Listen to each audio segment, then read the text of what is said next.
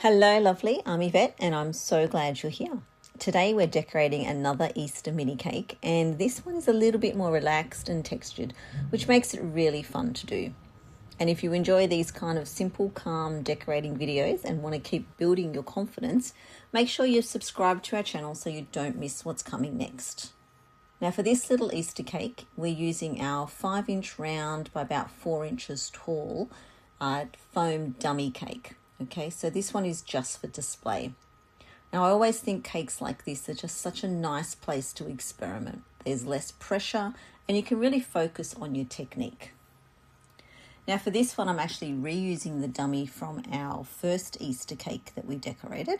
So I'll make sure that we link the video below for you so you can go and watch that one as well.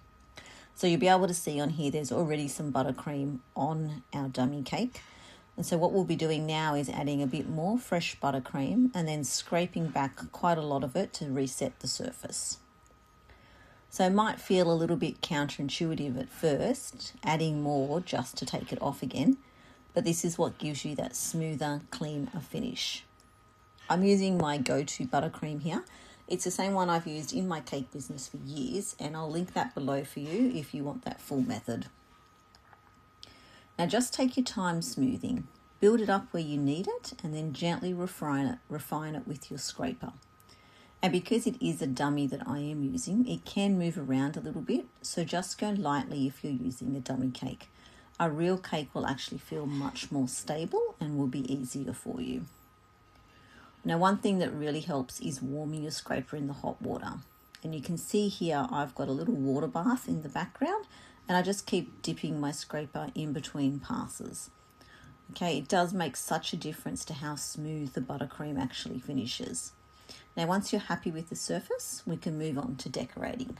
And again, you'll see here I'm not going for a completely smooth surface for our Easter range here. We're keeping it a little bit rustic. Now decorating is where it all really gets fun. Now I've filled my piping bag with buttercream and I'm using a 4B tip. And for this design, I'm not following a perfect pattern. I actually want it to feel a little bit more organic and rustic. So I'm starting on the top of the cake and piping in different spots rather than going all the way around in one line.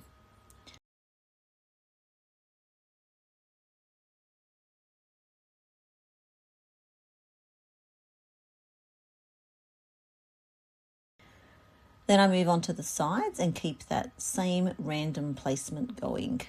Now it doesn't need to be exact, so just focus on keeping your pressure consistent. And I've also chosen to make some smaller, some slightly larger little piping stars. If you need to stop and refill your piping bag, just take your time. I'm using a 12-inch bag because I personally find the larger ones a little bit too heavy to hold on my wrist and to manipulate. And having the cake on the turntable really helps you just move it around smoothly.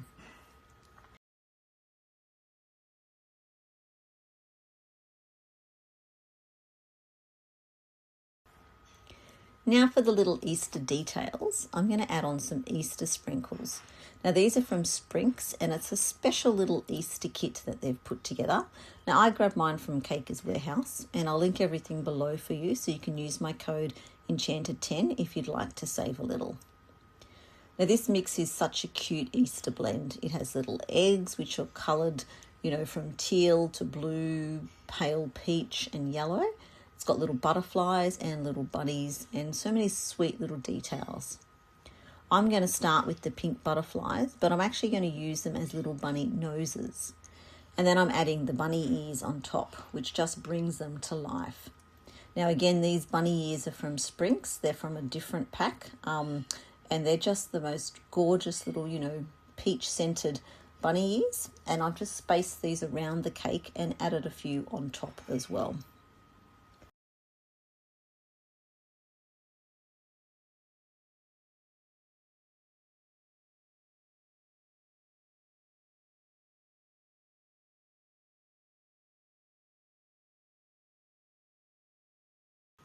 So to go in between all our little Easter bunny faces, I've then finished off with some little of the mini Easter eggs in the soft colours, and they just tie everything together and make it feel really, really festive.